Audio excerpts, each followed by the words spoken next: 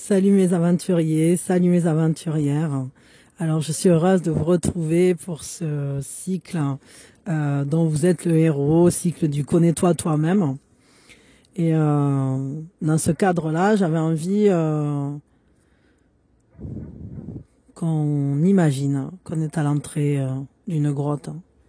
Là évidemment la peur nous prend. Alors la peur, c'est quelque chose qui nous habite bien souvent. C'est quelque chose qui vient réveiller des choses très profondes en nous. On peut avoir peur de plein de choses différentes. Peur du regard des autres, peur d'échouer, peur de réussir parfois, peur de se révéler dans notre vraie nature, peur de se montrer tel que l'on est, la peur d'aller vers les autres, la peur aussi de se connaître soi. Ça peut faire peur évidemment. Mais la peur, ça a un remède. Et ce remède, évidemment, c'est l'amour. C'est le courage de l'amour. Alors, j'avais envie de vous lire ceci. C'est un peu comme une mini-veillée, mais pas tout à fait. C'est plus une lecture, en quelque sorte. Mais oui, on pourrait dire que c'est une mini-veillée. Bon, pourquoi pas. Je vais vous lire ça. Alors, c'est un passage de Osho. Et d'un livre de Osho qui s'appelle Le courage, la joie de vivre dangereusement. Et je vais vous lire un passage que je trouve pertinent par rapport à ça, qui peut nous aider à tous, quelles que soient nos peurs. Eh bien, ça veut nous aider, ça peut nous aider. Parce que j'avais commencé à faire un tirage sur la peur, et puis j'ai eu un problème avec le téléphone qui commençait à dire qu'il n'avait pas de place, ou je sais pas quoi. Enfin, donc oui, il s'est coupé. Et je me suis dit, là, il y a un souci. C'est pas ça qu'il faut faire. Et je me suis dit qu'en fait, la peur, ça a toujours une origine commune. C'est justement ce manque d'amour. Quoi que ce soit, les gens, par exemple, qui sont méchants, eh bien, c'est parce qu'ils ont peur pour leur place, ils ont peur de quelque chose qu'on réveille en eux. Et donc, c'est qu'il y a un manque d'amour. Et nous, quand on a peur de quelque chose, eh bien, c'est aussi parce qu'à cet endroit-là, on n'a pas mis de l'amour. Je vais peut-être aller allumer ma lumière, parce que sinon, je vois rien. Je vais allumer, j'arrive. Voilà, je vais vous lire. Le courage de l'amour. La peur n'est rien d'autre que l'absence d'amour. Faites les choses avec amour. Oubliez la peur. Si vous aimez bien, la peur disparaît. Si vous aimez profondément, vous ne trouverez pas la peur. La peur est une négativité, une absence. Ceci doit être compris très, très profondément. Si ceci vous échappe, vous ne serez jamais capable de comprendre la nature de la peur. C'est comme l'obscurité. L'obscurité n'existe pas. On a seulement l'impression qu'elle existe. En fait, c'est juste une absence de lumière. La lumière existe. Enlevez la lumière, l'obscurité est là.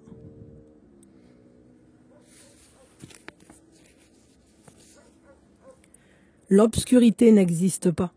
Vous ne pouvez pas l'enlever. Faites tout ce que vous voulez. Vous ne parviendrez pas à enlever l'obscurité. Vous ne pouvez pas la porter. Vous ne pouvez pas la jeter. Si vous voulez faire quelque chose avec l'obscurité, il vous faudra faire quelque chose avec la lumière. Car on ne peut se relier qu'à ce qui a une existence. Éteignez la lumière. L'obscurité est là. Allumez la lumière. L'obscurité n'est pas là. Mais vous pouvez faire quelque chose avec la lumière. Vous ne pouvez rien faire avec l'obscurité. La peur, c'est l'obscurité. C'est l'absence d'amour. Vous ne pouvez rien y faire. Plus vous essaierez de faire quelque chose, plus vous aurez peur et plus cela deviendra impossible. Le problème se compliquera de plus en plus. Si vous luttez contre l'obscurité, vous perdrez. Vous pouvez prendre une épée et essayer de tuer l'obscurité, mais vous ne ferez que vous épuiser. Finalement, le mental pensera. L'obscurité est si puissante, c'est pour ça que je perds. C'est là que la logique se trompe. C'est parfaitement logique. Si vous avez lutté contre l'obscurité et que vous n'avez pu la battre, il est parfaitement logique d'arriver à la conclusion que l'obscurité est très très puissante. Devant elle, je suis impotent. Mais la réalité est juste l'inverse. Vous n'êtes pas impotent. L'obscurité est impotente. En fait, l'obscurité n'est pas là. C'est pourquoi vous ne pouviez pas la battre. Comment pourriez-vous battre quelque chose qui n'existe pas? Ça me fait penser, vous savez, dans le 5e élément, plus il tire dans la planète noire qui arrive, plus elle grossit. Plus on combat l'obscurité, plus elle grandit en nous. Parce qu'on vide, on remplit ce vide encore plus. Alors que finalement, l'amour, c'est lui qui va tout vaincre. Parce qu'on va mettre de la lumière, parce qu'on va mettre de l'amour dans cette obscurité. Si vous n'avez pas vu le 5e élément, il faut aller le voir. Hein. Enfin, regardez-le, achetez la cassette ou je sais pas, faites quelque chose. C'est un film culte, c'est super important ça. Ça fait partie des films que j'adore. Ne vous battez pas contre la peur. Sinon, vous aurez de plus en plus peur. Une nouvelle peur entrera dans votre être. La peur de la peur, qui est très dangereuse. Premièrement, la peur est une absence. Et deuxièmement, la peur de la peur, c'est la peur de l'absence de l'absence. Alors, vous entrez dans la folie.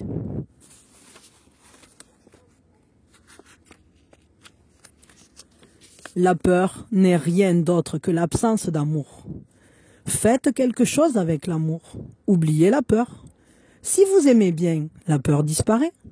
Quand vous aimez profondément, vous ne trouvez plus la peur. Quand vous avez aimé quelqu'un, ne serait-ce qu'un seul instant, avez-vous ressenti de la peur? On ne la trouve jamais dans une relation où deux personnes s'aiment profondément. Quand elles se rencontrent, elles sont en harmonie l'une avec l'autre. À ce moment-là, on ne trouve jamais de peur. Comme si la lumière était allumée et qu'on ne trouvait pas l'obscurité. Voici la clé secrète. Aimez davantage. Si vous sentez qu'il y a de la peur dans votre être, aimez davantage. Soyez courageux dans l'amour. Prenez courage. Soyez aventureux dans l'amour. Aimez davantage. Et aimez inconditionnellement.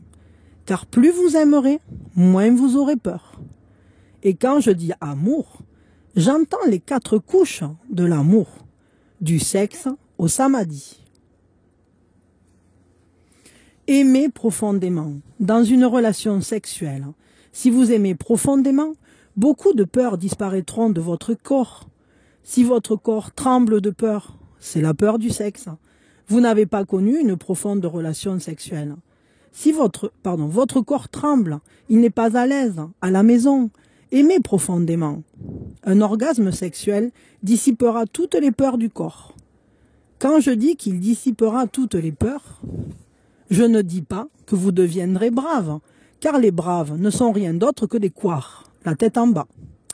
Quand je dis que toute peur disparaîtra, j'entends par là qu'il n'y aura ni couardise, ni bravoure. Ce sont 2 aspects de la peur. Regardez les braves. Vous découvrirez que tout au fond d'eux, ils ont peur. Ils se sont juste forgés une armure autour d'eux. La bravoure n'est pas l'absence de peur. C'est une peur bien protégée, bien défendue, derrière une armure. Quand la peur disparaît, vous devenez sans peur. Et une personne sans peur ne crée jamais la peur chez l'autre. Et elle ne permet jamais à l'autre de créer la peur chez elle. Un profond orgasme sexuel donne au corps la sensation d'être à la maison. Une meilleure santé en découle, car le corps se sent entier. L'amour est la 2e étape. Aimez les gens inconditionnellement. Si vous avez des conditions à l'esprit, vous ne serez jamais capable d'aimer. Ces conditions deviendront des barrières. Si l'amour vous est bénéfique, pourquoi se soucier de conditions? Il est si bénéfique, c'est un bien-être si profond. Aimez inconditionnellement. Ne demandez rien en retour. Si vous pouvez comprendre cela juste en aimant les gens, vous aurez de moins en moins peur. Vous aimerez pour la pure joie d'aimer. Généralement, les gens n'aiment que quand leurs conditions sont remplies. Ils disent « Vous devriez être ainsi pour que je vous aime. » Une mère dit à son enfant « Je ne t'aimerai que si tu te conduis bien. » Une femme dit à son mari « Tu dois être ainsi pour que je puisse t'aimer. » Tout le monde pose des conditions et l'amour disparaît. L'amour est un ciel infini. Vous ne pouvez pas le forcer dans des espaces étroits, conditionnés, limités. Si vous amenez de l'air frais dans votre maison et que vous fermez toutes les portes, les fenêtres, il deviendra bientôt stagnant.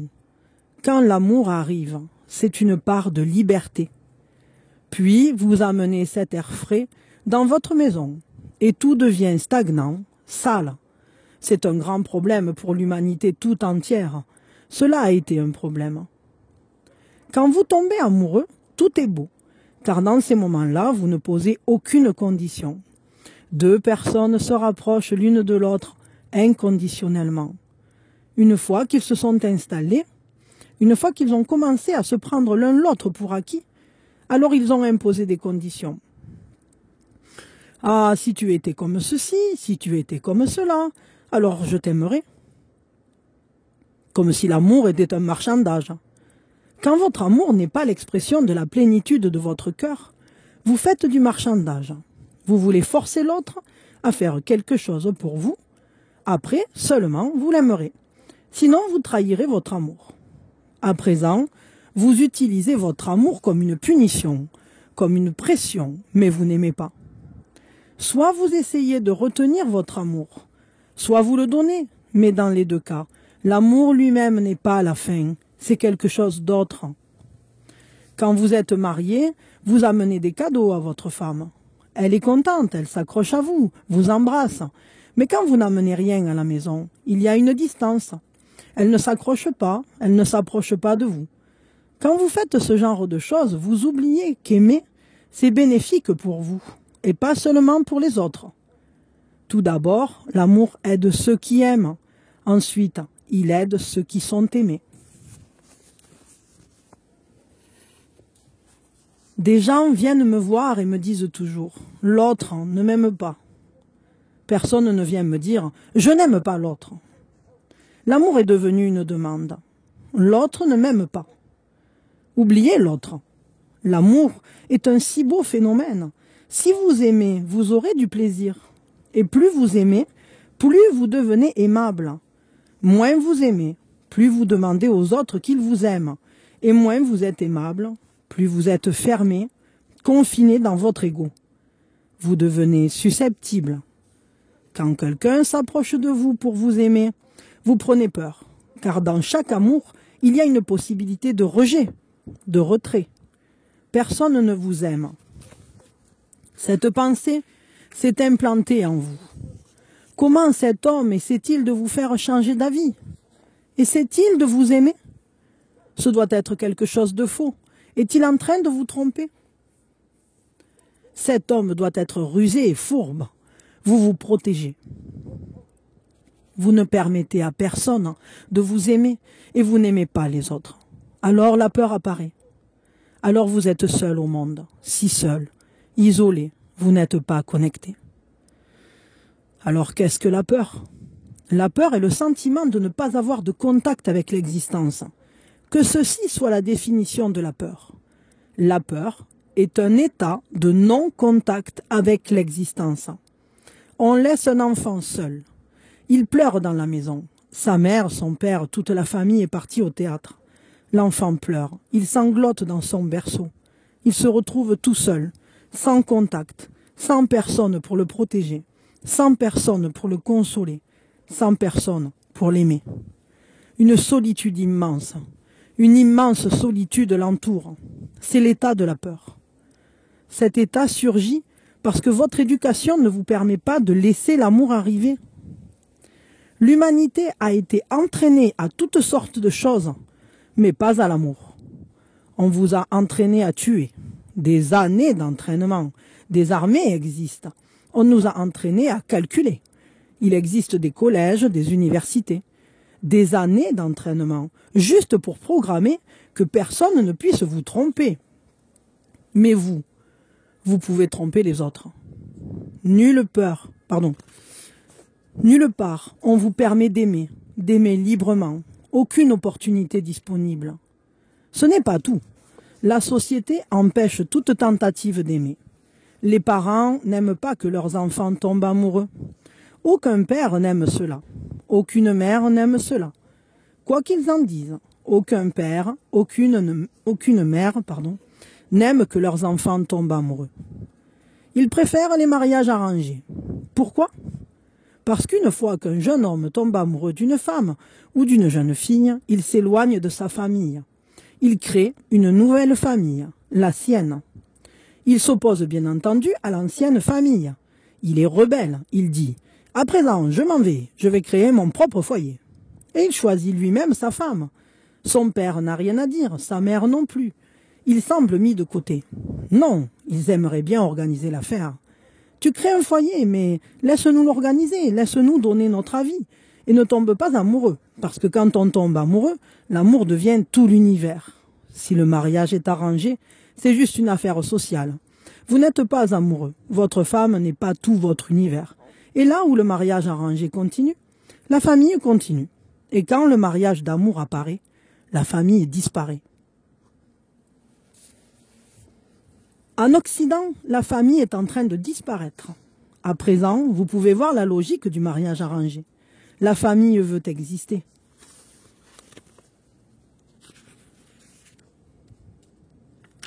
Que vous soyez détruit, que votre possibilité même d'aimer soit détruite, là n'est pas la question. Vous devez être sacrifié pour la famille.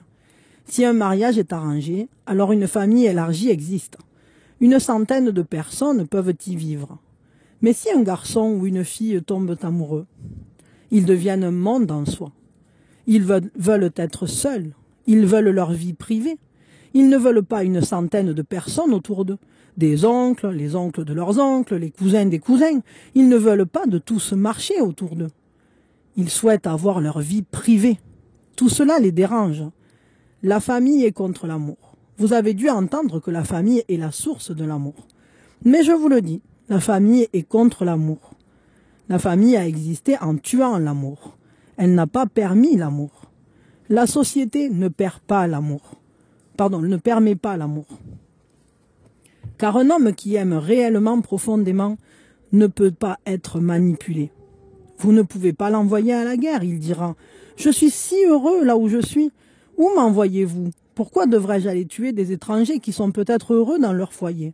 De plus, nous n'avons pas de problème, aucun conflit d'intérêts. » Si la nouvelle génération s'imprègne de plus en plus profondément d'amour, la guerre disparaîtra. Vous serez incapable de trouver suffisamment de fous pour aller à la guerre. Si vous aimez, vous goûtez à la vie. Vous ne voulez pas la mort. Vous ne voulez tuer personne. Quand vous n'aimez pas, vous ne goûtez pas à la vie. Vous aimez la mort. La peur tue. Elle veut tuer. La peur est destructrice. L'amour est une énergie créatrice. Quand vous aimez, vous voulez créer. Vous aurez peut-être envie de chanter, de peindre ou d'écrire de la poésie. Vous ne voudrez pas prendre une baïonnette ou une bombe atomique et vous précipiter follement pour tuer de parfaits inconnus, des gens innocents que vous ne connaissez pas plus qu'ils ne vous connaissent. Le monde ne laissera tomber les guerres que quand l'amour y entrera de nouveau. Les politiciens ne veulent pas que vous aimiez. La société ne veut pas que vous aimiez. La famille ne vous permet pas d'aimer. Ils veulent tous contrôler votre énergie d'amour, car c'est la seule énergie qui soit. C'est pourquoi il y a la peur. Si vous me comprenez bien, laissez tomber toute peur et aimez davantage. Aimez inconditionnellement. Ne croyez pas que vous faites quelque chose pour l'autre quand vous aimez. Vous faites quelque chose pour vous-même. Aimez-vous est bénéfique. N'attendez donc pas. Ne dites pas que vous aimerez quand l'autre vous aimera. Ce n'est pas du tout le point. Soyez égoïste. L'amour est égoïste. Aimez les gens, ça vous comblera. Ainsi vous obtiendrez de plus en plus de bénédictions. Et quand l'amour devient plus profond, la peur disparaît. L'amour est la lumière, la peur est l'obscurité. La prière est la troisième étape de l'amour. Les églises, les religions, les sectes organisées vous enseignent à prier. Mais en fait, elles vous empêchent de prier, parce que la prière est un phénomène spontané. Elle ne peut pas être enseignée. Si l'on vous a enseigné une prière dans votre enfance, on vous a privé de la possibilité d'une magnifique expérience. La prière est un phénomène spontané. Je dois vous raconter une histoire que j'aime. Léon Tolstoï a écrit une petite histoire. Quelque part dans l'ancienne Russie se trouvait un lac. Il devint célèbre grâce à 3 saints. Tout le pays s'y intéressa. Des milliers de gens firent le voyage pour voir ces 3 saints. Le grand prêtre du pays prit peur. Que se passe-t-il? Il n'avait jamais entendu parler de ces saints, et l'Église ne les avait pas reconnus. Qui en avait fait des saints? Le christianisme donne des certificats, une des choses les plus insensées, pour attester que tel homme est un saint. Comme si vous pouviez faire d'un homme un saint en lui donnant un certificat. Les gens en étaient fous. On disait souvent que des miracles avaient lieu. Le prêtre dut donc y aller pour faire le point sur la situation. Il se rendit en bateau sur l'île où ces 3 pauvres gars habitaient. Ils étaient très pauvres, mais très heureux. Car il n'y a qu'une seule pauvreté. Et cette pauvreté est un cœur qui ne peut pas aimer. Ils étaient pauvres, mais ils étaient riches. Les plus riches que vous ne puissiez jamais trouver. Ils étaient heureux, assis sous un arbre, à rire, à jouir des délices de la vie. En voyant le prêtre, ils se prosternèrent. Le prêtre leur demanda « Que faites-vous ici ?» Des rumeurs disent que vous êtes de grands saints. Savez-vous prier ? En voyant ces 3 personnes, le prêtre comprit immédiatement qu'ils n'étaient pas du tout instruits, un peu idiots, heureux mais fous. Ils se regardèrent et lui dirent « Désolé, monsieur, nous ne connaissons pas la bonne prière, celle qui est autorisée par l'Église, parce que nous sommes ignorants. Nous nous sommes inventé une prière nous-mêmes. Elle est faite maison. Si cela ne vous offense pas, nous pouvons vous la montrer. » Le prêtre leur dit « Oui, montrez-moi la prière que vous faites. » Alors ils dirent « Nous avons essayé et nous y avons beaucoup pensé. Mais nous ne sommes pas de grands penseurs. Nous sommes des idiots, des villageois ignorants. Nous nous sommes mis d'accord sur une prière simple. Dans le christianisme, on se représente Dieu en tant que Trinité. Dieu le Père, le Fils et le Saint-Esprit. Et nous sommes également 3. Alors nous nous sommes mis d'accord sur une prière. Vous êtes 3, nous sommes 3. Ayez pitié de nous. Voilà notre prière. Nous sommes 3, vous êtes également 3. Ayez pitié de nous.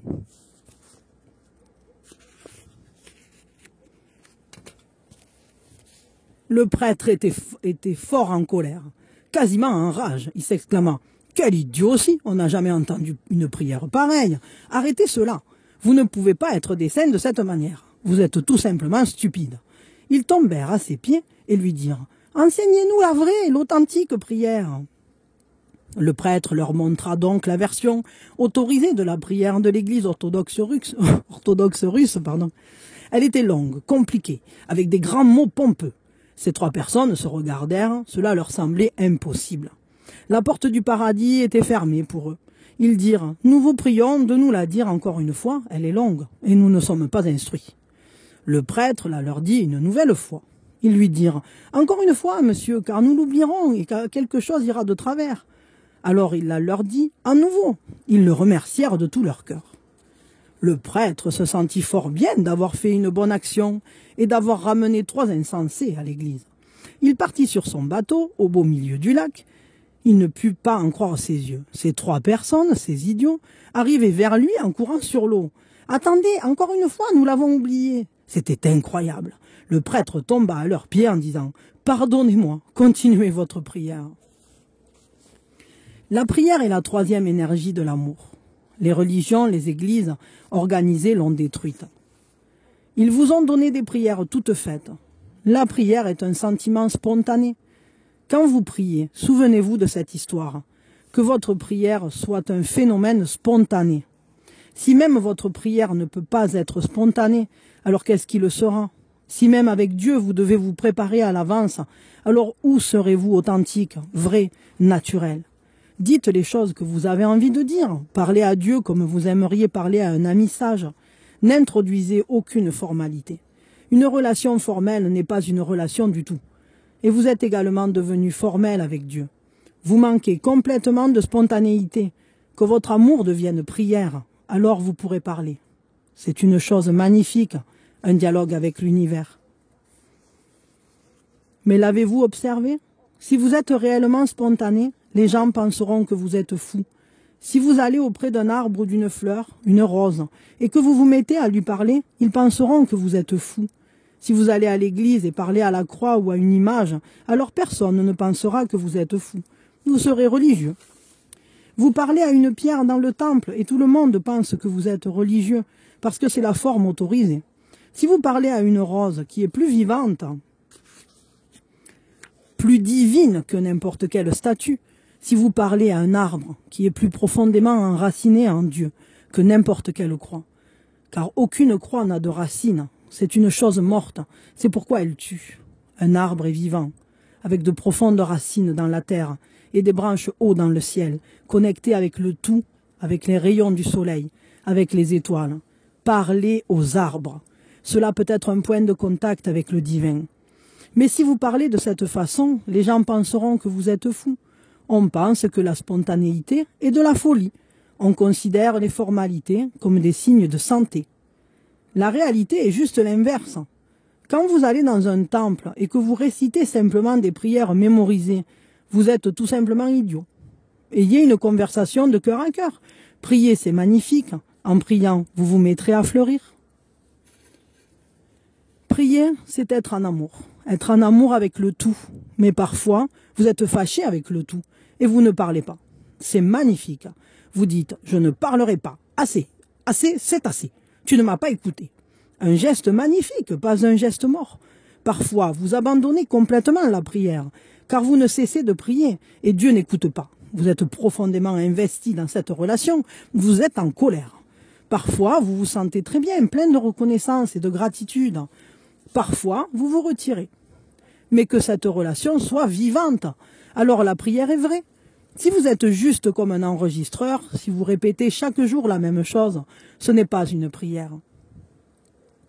J'ai entendu parler d'un juriste qui était un homme très calculateur. Pardon. Chaque nuit, il allait au lit, regardait le ciel et disait « Dit-on, simplement comme les autres jours ». Et il s'endormait. Il n'a prié qu'une fois, la première fois de sa vie. Puis il a dit « Dit-on ». C'était une affaire légale. À quoi bon redire la même prière? Dire « dit-on » ou répéter, toute l'histoire, c'est pareil. La prière devrait être une expérience vécue, un dialogue de cœur à cœur. Et bientôt, si elle vient du cœur, vous sentirez que non seulement vous parlez, mais qu'il y a aussi une réponse. Alors la prière mûrit, elle devient vraiment une prière. Quand vous sentez la réponse, non seulement vous parlez, si c'est un monologue, ce n'est toujours pas une prière, mais vous écoutez aussi. Cela devient un dialogue. Et je vous dis que toute l'existence est prête à répondre. Une fois que votre cœur est ouvert, le tout répond. Il n'y a rien de tel que la prière. Aucun amour ne peut être aussi beau que la prière. Tout comme aucun acte sexuel ne peut être aussi beau que l'amour. Aucun amour ne peut être aussi beau que la prière. Puis il y a la quatrième étape que j'appelle méditation. Là aussi, le dialogue cesse. Vous avez un dialogue en silence. Les mots disparaissent parce que quand le cœur est vraiment plein, vous ne pouvez pas parler. Quand le cœur est trop débordant, seul le silence peut être le médium. Alors il n'y a pas d'autre. Vous êtes un avec l'univers. Vous ne dites rien et n'écoutez rien. Vous êtes avec le un, avec l'univers, avec le tout.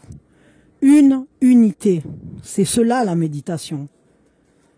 Voilà les 4 étapes de l'amour. Et à chaque étape, la peur disparaît. Si l'acte sexuel est intense et merveilleux, la crainte du corps disparaît. Le corps ne sera pas névrotique. Généralement, j'ai observé des milliers de corps. Les corps sont névrotiques. Ils deviennent fous. Ils ne sont pas comblés. Ils ne sont pas à la maison. Quand l'amour arrive, la peur disparaît du mental. Vous aurez alors une vie de liberté, à l'aise, à la maison. Aucune peur ne surgira, aucun cauchemar.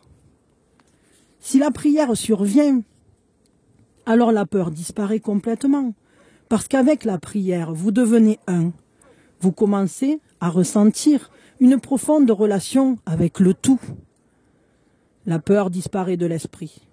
La peur de la mort disparaît quand vous priez. Jamais avant. Et quand vous méditez, même l'absence de peur disparaît. La peur disparaît. L'absence de peur disparaît. Il ne reste rien. Ou il ne reste que le rien. Une immense pureté. Une virginité, une innocence. Pas une relation, mais un état d'être. L'amour n'est pas une relation. L'amour est un état d'être. Il n'a rien à voir avec qui que ce soit d'autre. On n'est pas amoureux, on est amour. Et bien entendu, quand on est amour, on est amoureux. Mais cela est une conséquence, un sous-produit. Ce n'en est pas la source. La source, c'est que l'on est amour. Et qui peut être amour? Il est certain que si vous n'êtes pas conscient de qui vous êtes, vous ne pouvez pas être amour. Vous serez peur. La peur est l'opposé de l'amour. Souvenez-vous que la haine n'est pas l'opposé de l'amour, comme on le pense. La haine, c'est l'amour, la tête en bas. Ce n'est pas l'opposé de l'amour. Le véritable opposé de l'amour, c'est la peur. Dans l'amour, on se déploie. Dans la peur, on se rétrécit. Dans la peur, on se ferme. Dans l'amour, on s'ouvre. Dans la peur, on doute. Dans l'amour, on fait confiance. Dans la peur, on se retrouve seul. Dans l'amour, on disparaît. Aussi n'est-il plus question de solitude. Quand on n'est pas, comment peut-on se sentir seul? Alors ces arbres, ces oiseaux, ces nuages, le soleil, les étoiles, tous sont en vous. L'amour, c'est quand vous avez connu votre ciel intérieur. Le jeune enfant est libre de peur. Les enfants naissent sans aucune peur.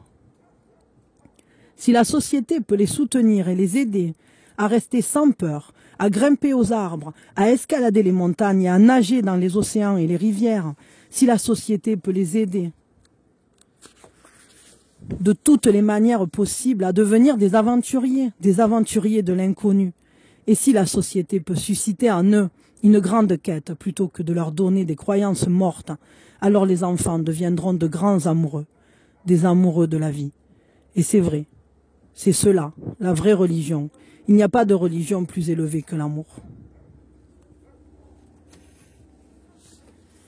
Méditez, dansez, chantez, et allez de plus en plus profondément en vous-même. Écoutez les oiseaux plus attentivement. Regardez les fleurs avec étonnement, émerveillement. Ne devenez pas érudit. Ne continuez pas à mettre des étiquettes sur les choses. C'est cela l'érudition, le grand art de tout étiqueter, de tout mettre en catégorie.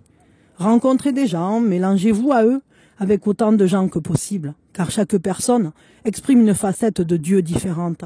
Apprenez des gens, n'ayez pas peur. Cette existence n'est pas votre ennemi. Cette existence vous materne, elle est prête à vous soutenir de toutes les façons possibles. Ayez confiance et vous commencerez à sentir monter en vous une nouvelle énergie. Cette énergie, c'est l'amour. Elle veut bénir l'existence tout entière, car dans cette énergie, on se sent béni. Et quand vous vous sentez béni, que pouvez-vous faire d'autre que de bénir l'existence tout entière? L'amour est un profond désir de bénir l'existence tout entière. Ce gâteau est délicieux. L'amour est très rare. Rencontrer une personne dans son centre, c'est passer à travers une révolution. Car si vous voulez rencontrer une personne dans son centre, vous devrez également lui permettre d'atteindre le vôtre.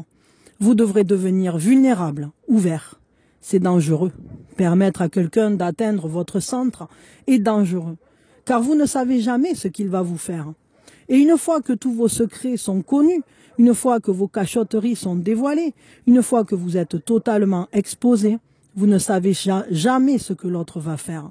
La peur est là. C'est pour cette raison que nous ne nous ouvrons jamais. Avec une simple connaissance, nous pensons que l'amour est arrivé. Les périphéries se rencontrent, on pense qu'on s'est rencontrés l'un et l'autre. Vous n'êtes pas votre périphérie. En réalité, la périphérie est là où se situe votre limite, juste une barrière autour de vous. Ce n'est pas vous.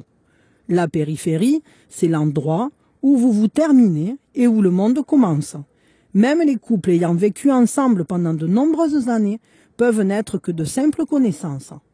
Il est possible qu'ils ne se connaissent pas. Et plus vous vivez avec quelqu'un, plus vous oubliez complètement que les centres sont restés inconnus. Ainsi, la première chose à comprendre, c'est de ne pas prendre la connaissance pour de l'amour. Vous ferez peut-être l'amour, vous aurez peut-être une relation sexuelle, mais le sexe est également périphérique, à moins que les centres ne se rencontrent. Le sexe n'est que la rencontre de deux corps, et la rencontre de deux corps n'est pas votre rencontre. Le sexe est aussi resté une connaissance physique, corporelle, mais il n'est toujours qu'une connaissance. Vous ne permettez à quelqu'un d'entrer dans votre centre que quand vous n'avez pas peur, quand vous ne craignez pas. Il existe deux façons de vivre. L'une est orientée vers la peur, l'autre est orientée vers l'amour. Une façon de vivre orientée vers la peur ne peut jamais vous conduire dans une relation profonde. Vous restez apeuré et vous ne pouvez pas permettre à l'autre de pénétrer dans votre cœur le plus intime. Vous laissez venir l'autre jusqu'à un certain point, puis des murs s'érigent et tout s'arrête.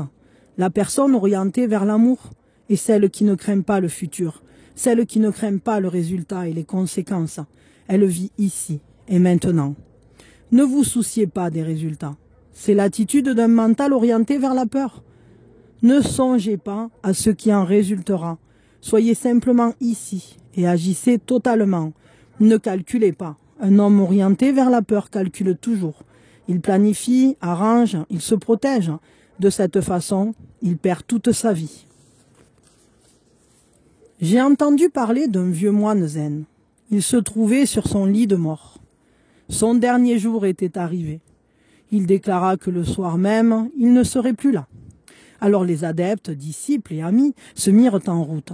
Beaucoup de gens l'aimaient, ils commencèrent à arriver de partout. Quand il entendit que son maître était sur le point de mourir, un de ses vieux disciples courut jusqu'au marché. Quelqu'un lui demanda « Le maître est en train de mourir devant sa hutte. Pourquoi courez-vous au marché ?» Le vieux disciple répondit « Je sais que mon maître aime une certaine sorte de gâteau, alors je vais l'acheter. » Il lui fut difficile de trouver ce gâteau, mais il y parvint quand même avant le soir. Il revint avec le gâteau en courant. Tout le monde se faisait du souci. C'était comme si le maître attendait quelqu'un. Il ouvrait les yeux pour regarder et les refermer. Quand son disciple arriva, il lui dit « Très bien, alors tu es arrivé? Où est le gâteau ?» Le disciple le montra. Il était très heureux que le maître le lui ait demandé. En mourant, le maître prit le gâteau dans sa main. Mais sa main ne tremblait pas. Il était très vieux, mais sa main ne tremblait pas. Alors quelqu'un s'exclama « Vous êtes si vieux, juste sur le point de mourir. Vous allez bientôt pousser votre dernier soupir, mais votre main ne tremble pas. » Le maître répondit « Je ne tremble jamais, parce qu'il n'y a aucune peur. Mon corps a vieilli, mais je suis toujours jeune, et je resterai jeune, même quand ce corps sera loin. » Puis il prit une bouchée du gâteau et le mâcha. Alors quelqu'un demanda « Maître, quel est votre dernier message? Vous allez bientôt nous quitter. De quoi voulez-vous qu'on se souvienne ?» Le maître sourit et dit « Ah, ce gâteau est délicieux. » C'est un homme qui vit dans l'ici et maintenant. Ce gâteau est délicieux. Même la mort n'a aucune importance. Ce gâteau sont délicieux. Si vous pouvez être dans le moment, dans ce moment présent, dans cette présence, dans la plénitude, alors seulement vous pouvez aimer. L'amour est une floraison rare, il ne se produit que de temps en temps. Des millions et des millions de gens pensent faussement qu'ils sont des amoureux. il croit aimer, mais c'est seulement une croyance. L'amour est une floraison rare. Parfois, il se produit. Il est rare car il n'arrive que quand il n'y a aucune peur. Jamais avant.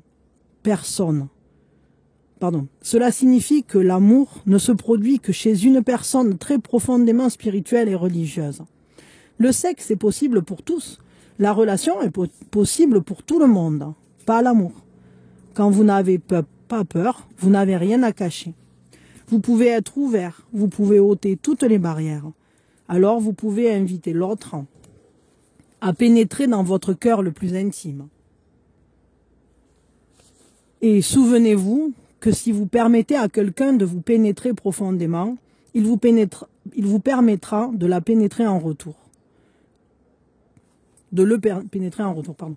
Permettre à quelqu'un de vous pénétrer, c'est créer de la confiance. Quand vous n'avez pas peur, l'autre perd sa peur. Dans votre amour, la peur est toujours là.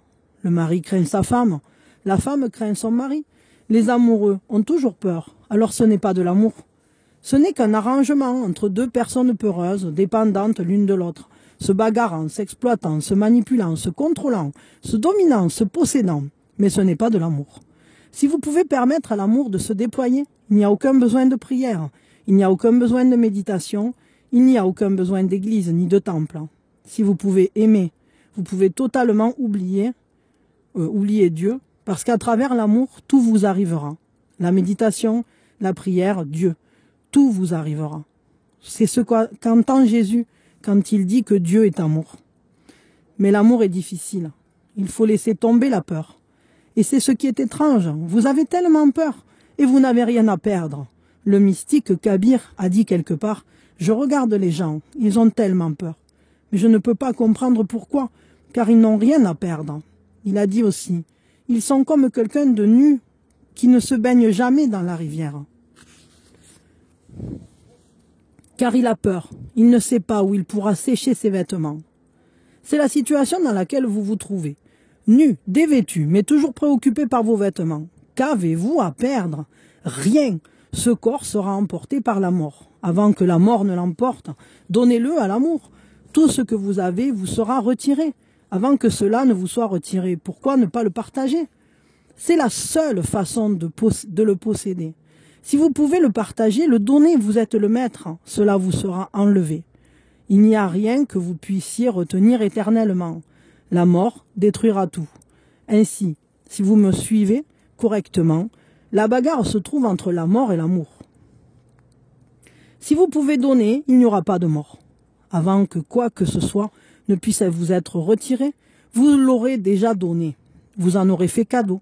Il ne peut pas y avoir de mort. Pour les amoureux, il n'y a pas de mort. Pour celui qui n'aime pas, dans chaque instant est une mort.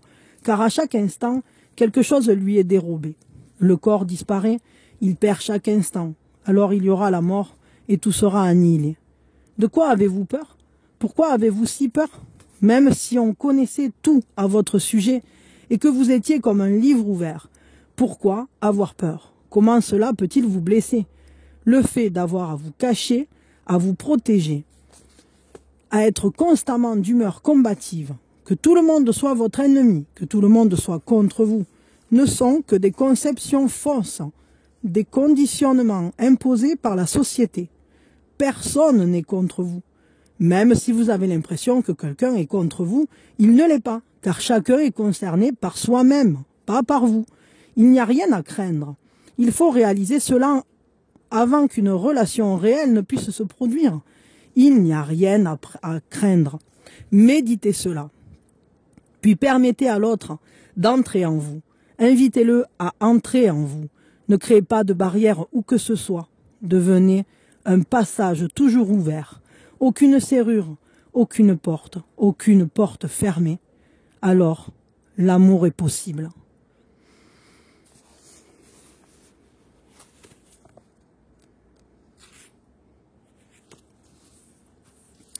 Quand deux centres se rencontrent, il y a amour. Et l'amour est un phénomène alchimique. Quand l'hydrogène et l'oxygène se rencontrent, une chose nouvelle est créée, l'eau. Vous pouvez avoir de l'hydrogène, vous pouvez avoir de l'oxygène. Mais si vous avez soif, ils seront inutiles. Vous pouvez avoir autant d'oxygène que vous voulez, autant d'hydrogène que vous voulez, mais votre soif ne sera pas apaisée. Quand deux centres se rencontrent, une chose nouvelle est créée. Cette nouvelle chose, c'est l'amour. C'est tout comme l'eau. La soif de nombreuses vies est assouvie. Soudain, vous êtes content. C'est le signe visible de l'amour. Vous êtes content, comme si vous aviez tout atteint. Désormais, il n'y a plus rien à atteindre. Vous avez atteint le but. Il n'y a plus d'autre but. La destinée est accomplie. La graine est devenue fleur. Elle s'est totalement épanouie. Un profond contentement est le signe visible de l'amour. Quand une personne est amoureuse, elle a un profond contentement. L'amour ne peut pas se voir, mais le contentement, la profonde satisfaction autour d'elle, chaque souffle, chaque mouvement, son être même, tout est content. Vous êtes surpris quand je vous dis que l'amour vous rend sans désir. Mais le désir vient avec le mécontentement. Vous désirez parce que vous n'avez pas. Vous désirez parce que vous pensez qu'avoir quelque chose vous donnera du contentement. Le désir naît du mécontentement. Quand l'amour est là, quand deux centres se sont rencontrés, dissous, fondus, et qu'une nouvelle qualité alchimique est née, le contentement est là. C'est comme si toute l'existence s'était arrêtée. Aucun mouvement. Alors le moment présent est le seul moment. Et vous pouvez dire « Ah, ce gâteau est délicieux ». Même la mort ne signifie rien pour un homme qui est en amour. Voilà, je vais m'arrêter là. Je pense que ça suffit. J'espère que ça vous aura plu, que ça vous a parlé, que ça vous aura apporté peut-être quelques clés de réflexion, des pistes de réflexion, des clés pour aller, je dirais, mettre de la lumière sur vos peurs, notamment dans la rencontre à l'autre, notamment dans votre manière d'habiter le monde, et que ça vous donnera une énergie, de l'amour justement, pour aller partager avec le monde ce que vous êtes, qui vous êtes, et trouver ce contentement d'aimer, d'être aimé, d'être un avec le tout. Voilà. Je vous fais des gros bisous, mes aventuriers, mes aventurières. Merci infiniment d'avoir été là.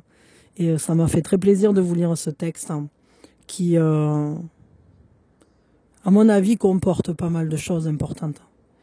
Voilà. À vous de le recevoir, chacun à votre manière. Moi, en tout cas, je vous envoie plein d'amour.